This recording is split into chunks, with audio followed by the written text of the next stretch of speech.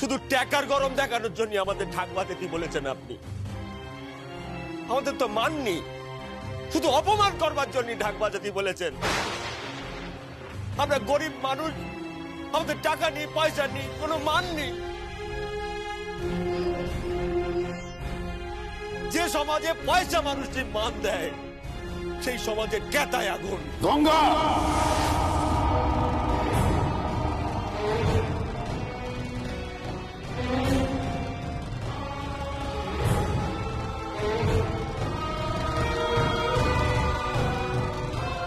আর একটাও কথা নয়। কি করবেন? মারবেন? মারুন না বাবা, পিঠটা পেতে দাও। মারুন, আপনি যত খুশি মারুন, সঙ্গে আমাকে মারবেন কিন্তু।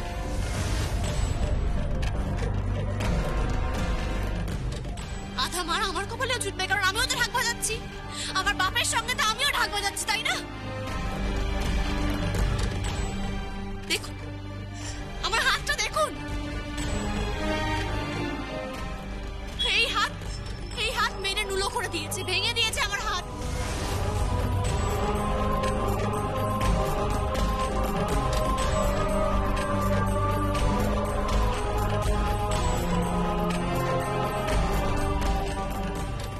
এই হাত সেই হাত, যে হাত দিয়ে আমি আপনার খাবার দিতাম, আপনাকে সেবা করতাম। মনে আছে আপনার? মনে আছে? এই হাত ভেঙে নুলো করে দিয়েছে ওরা। সামনে আমার বড় প্রতিযোগিতা আছে, হয়তো আমি সেখানে বাজাতেই পারবো না। আমার হাতে যে খুব যন্ত্রণা, খুব কষ্ট, আমি বাজাতে পারবো না।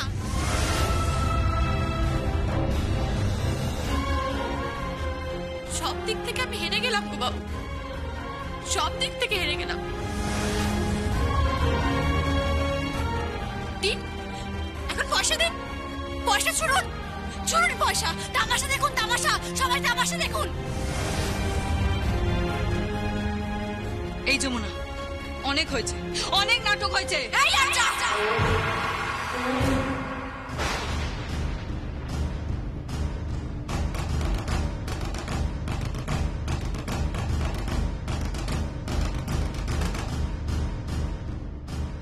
নাটক তুই করেছিস, বেহায়া নির্লজ্জ একটা মেয়ে। তো লজ্জা করে না?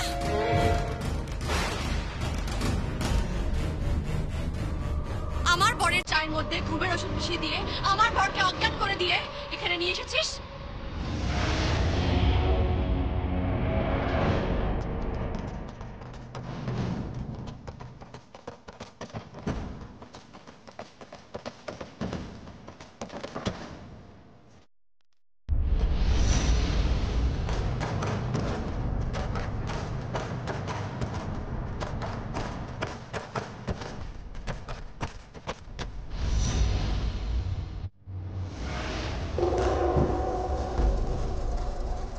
লজ্জা করে না তোর? একটা ভুল করে ফেলেছিস আজ তুই। একটা ভুল হয়ে গেছে, একটা কানের ঝুমকো পড়ে গেছে, ফেলে এসেছিস তুই।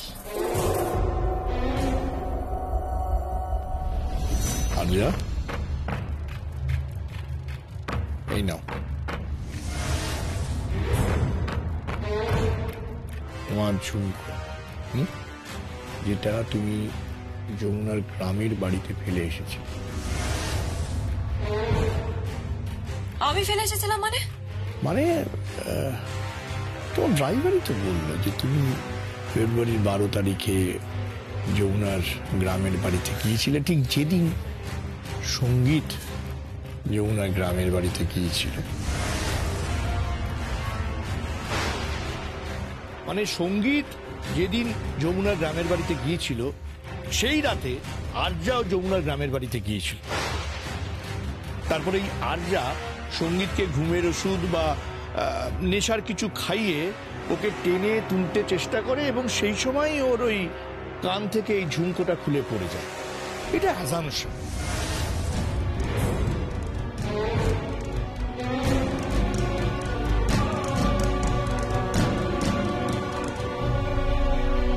ঝুমকো পার্ট 2, মানে এক কানে আছে এক কানে নেই, মানে এক কান কাটা। এটা আলটিমেটলি দু কান কাটা হয়ে যাবে। এসব কি হচ্ছে কি? প্লিজ ছোটা, প্লিজ এখন তুই একটু চুপ কর। না, কেউ চুপ করবে না, কেউ চুপ করবে না। আর তারপর আমার ছোট কর্তা বাবুকে ঘরে এনে ওই কুৎসিত নাটকটা তুই সাজিয়েছিলি, মনে আছে তোর? সঙ্গীত তো কাল সারা রাত এ ঘরেই ছিল। যমুনার ঘুমানোর পর ওইখানে এসেছি। আমি ভেবেছিলাম যেরকম প্রত্যেক রাতে তুমি আমার ঘরে আসো আর যমুনার ঘুম থেকে ওঠার আগে তুমি ঘরে চলে যাও, তেমনই আজও চলে যাবে। কিন্তু তুমি ঘুম থেকে উঠতে পারোনি। দেখো কেমন একটা বিচ্ছিরি ব্যাপার হয়ে।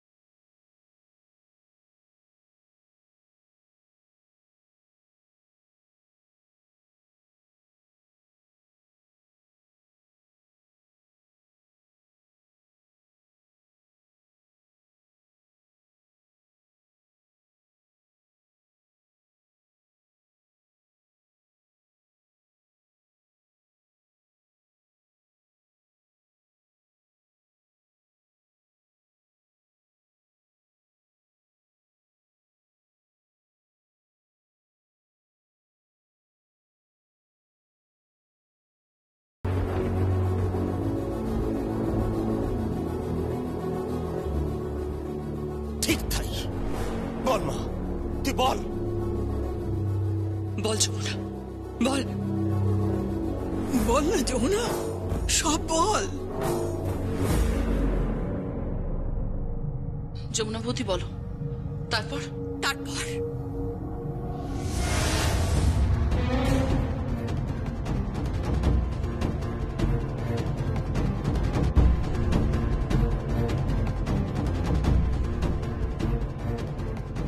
কি বড় পিসি, হাতে হাড়ি ভাঙবো নাকি?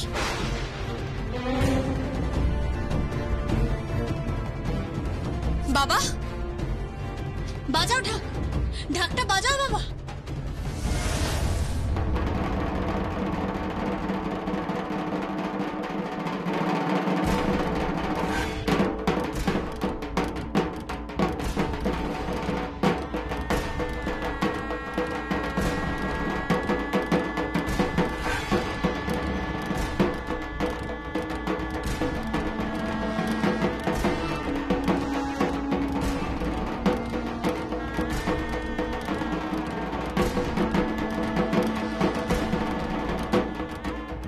সবাই দেখো গো, সবাই দেখো, মাদারের খেলা দেখো, সবাই তামাশা দেখো, তামাশা সবাই দেখো। কি করছিস যমুনা? কেন করছিস এগুলো? বাড়ি ভর্তি আমাদের আজকে গেস্ট। তাতে কি হয়েছে?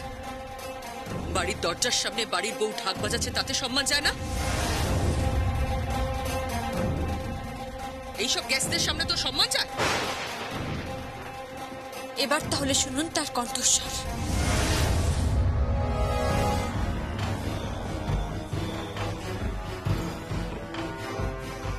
কোন মেয়ের কথা বলছেন?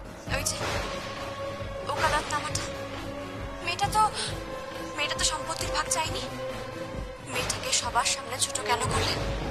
তার শ্বশুরমশাইয়ের সামনে কেন ছোট করলেন? কেন এত অত্যাচার করলেন? সে তো কিচ্ছু চাইনি, সম্পত্তির ভাগ চাইনি সে। তাকে কেন বাড়ি থেকে বের করে দিলেন? কেন করলেন এটা? কেন করলেন? এই সত্যি করে বলো, কে বলছো তুমি? আমি যে ওকে দিয়ে সাইনটা করিয়েছি, তোমাকে কে বললো? হ্যাঁ, কে বললো বলো? কি হলো, চুপ করে আছো কেন? স্পিক আউট, কে বললো?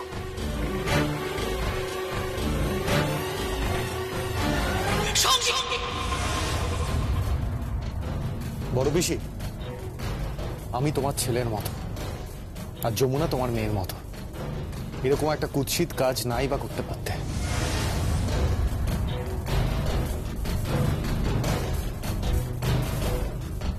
আর হ্যাঁ বাবা, বড় পিসি যমুনাকে দিয়ে একরকম বলে সই করিয়ে নিজের লয়ারকে দিয়ে কোর্টে পাঠিয়েছিল।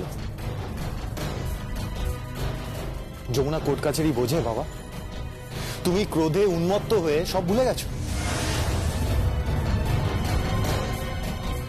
আমি আমি জানতাম যে আমার নাত বউ কখনো এমন ভুল করতে পারে না, কখনো না। কেদার, এবার তুই কি করবি? হ্যাঁ,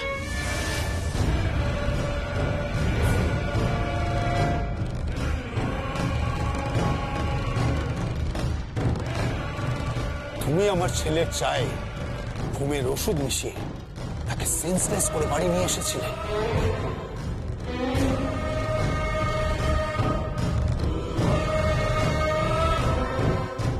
তুমি আমার ছেলেকে ঘরে নিয়ে গিয়ে যে দৃশ্যের অবতারণা করেছিলে সেটা তোমার মস্তিষ্ক প্রসূত।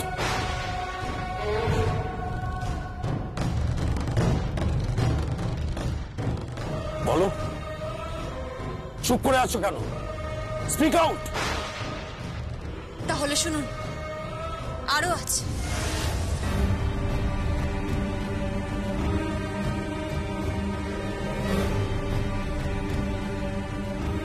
এই মেয়েটা ভূষণ আর কালীকে দিয়ে আমাকে অপহরণ করিয়ে আমার হাত মেরে গুঁড়ো করে দিয়েছে, নুলো করে দিয়েছে আমার হাত। আর তারপর আমাকে মানসিক চিকিৎসালয়ে পাঠিয়ে দেওয়া হয়েছিল।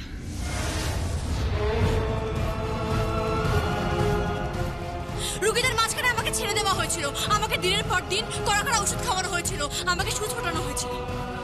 আমি খুব কষ্ট পাচ্ছিলাম, আমি তো মরেই যাচ্ছিলাম।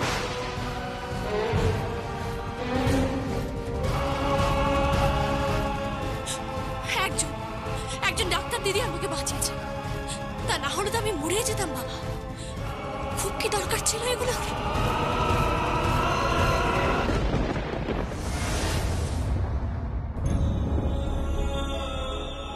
আগো, কত কষ্টই না পেয়েছে নতুন বউ। থাক বাবা, অনেক হয়েছে। আমি তোমাকে বলেছিলাম না যমুনা বৌদি ঠিক আসবে। তোমার সঙ্গে আমার বেট, যমুনা বৌদি ঠিক ফিরবে। আমি কিন্তু বাজি জিতে গেছি বাবা।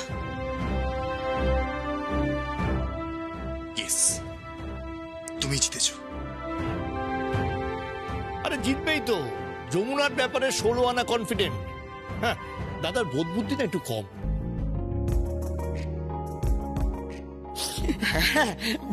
বাবুকে একেবারে গোল দিয়ে দিয়েছে। ইয়ার কি মারবি না আমার সঙ্গে? বাবা, তুমি কিন্তু হেরে গেছো। এবার আমি তোমাকে যা বলবো তুমি তাই করবে তো? কি? আগে তুমি করবে কিনা বলো, কথা দাও আমায়। কথা দিলাম। কেদার রায় কিন্তু কথার খেলাফ করে না।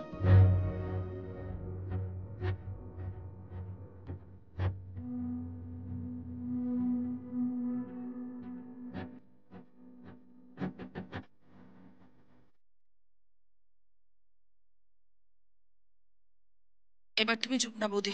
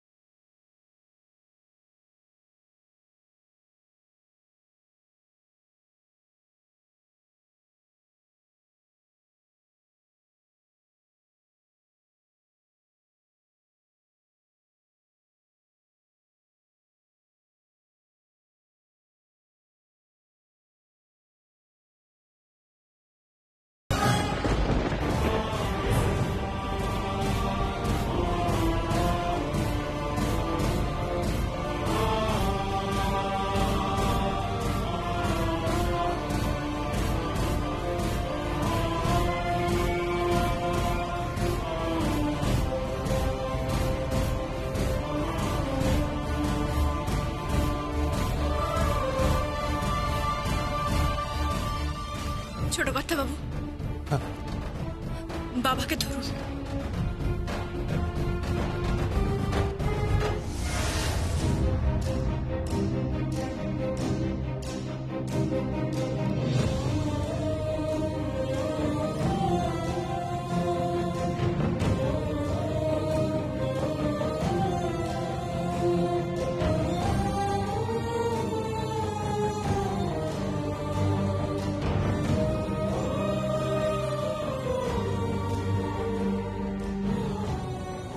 আপনাকে অপমান করা আমার উদ্দেশ্য নয় বাবা। আপনাকে যে আমি বড্ড ভালোবাসি বাবা।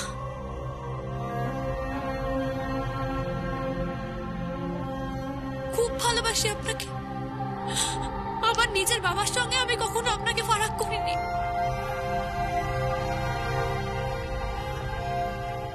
আমি জানি যে আপনি আপনার মেয়ের সঙ্গে কোনোদিনও আমাকে ফারাক করেননি। আমি যদি কোনো ভুল করি আমায় ক্ষমা করবেন বাবা, আমায় ক্ষমা করে দেবেন।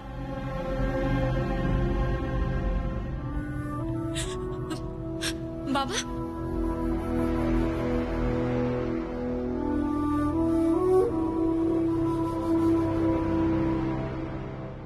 আমাকে আমাকে আমার বড় মা যে সম্পত্তিটা রেখে দিয়েছে সেই সব সম্পত্তি আমি আপনার নামে লিখে দিয়েছি বাবা।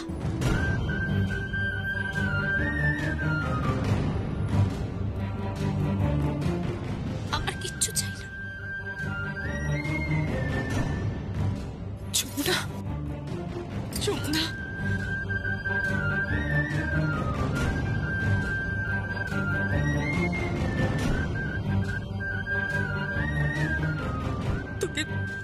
তোকে তো শ্বশুরমশাই চিনতে পারলো না। সত্যি এই পুরুষ মানুষগুলো কি রে, মাথা মোটা, সম্পর্কের মানেই বোঝে না। কি বলবো আর দাদা, তো বলতে বাধ্য আছি, গাম্বার দাদা। কাকাই, তুমি কিন্তু আমার শ্বশুর মশাইকে অপমান করবে না। যতই হোক আমি তো বাবা বলে ডাকি। এই তুই থাম, আমার বর।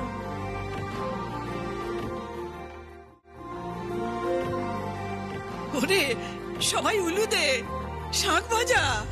হ্যাঁ হ্যাঁ, দাদাভাইয়ের আবার বিয়ে হবে। এই ঠিক বলেছো। এই চলো চলো চলো চলো চলো চলো, জায়গা প্রতি বাঁকাই দিই। চলো চলো চলো, এই চল চল চল চল।